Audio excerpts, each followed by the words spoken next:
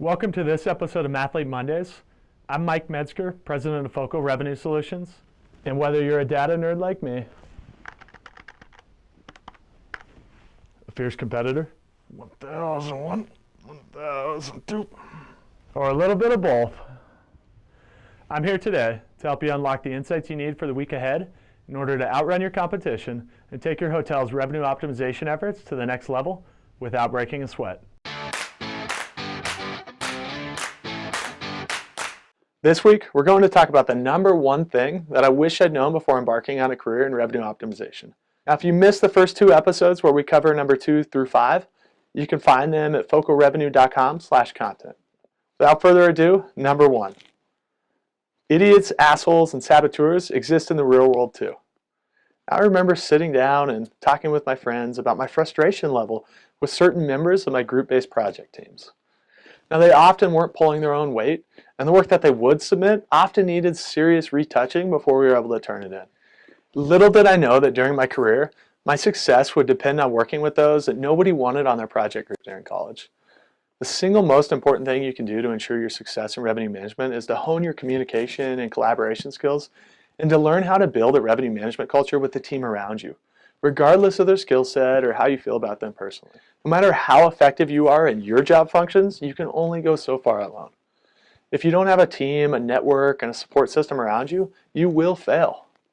Now, the key to building this culture is to take the time to understand what makes your team click and work within that framework in order to carry out your agenda.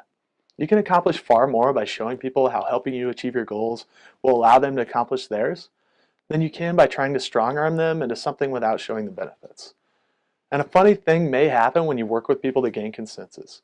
You may find out that they're not idiots, assholes, or saboteurs after all.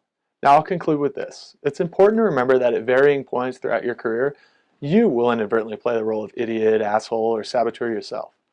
One of my biggest failures occurred during my early years of my career when I was tasked with leading my first reservations team.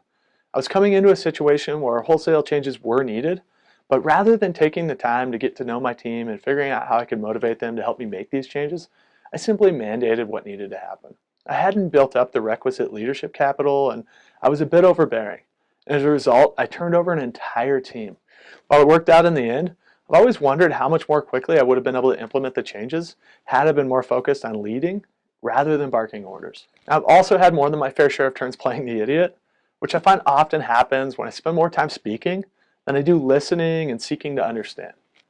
Now, fortunately, throughout my career, I've had the opportunity to work with leaders that have shown me grace at each turn, and for that, I owe them everything that I've been able to achieve to date. Now, if you enjoyed this week's episode, please share it with your colleagues and friends.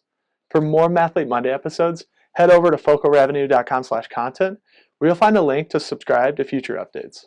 As a bonus, when you sign up, I'll add you to our monthly digest containing links to the top revenue optimization articles and white papers, which we've curated specifically for Focal's fan base. Thank you for joining me, and until next time, good luck outrunning the competition.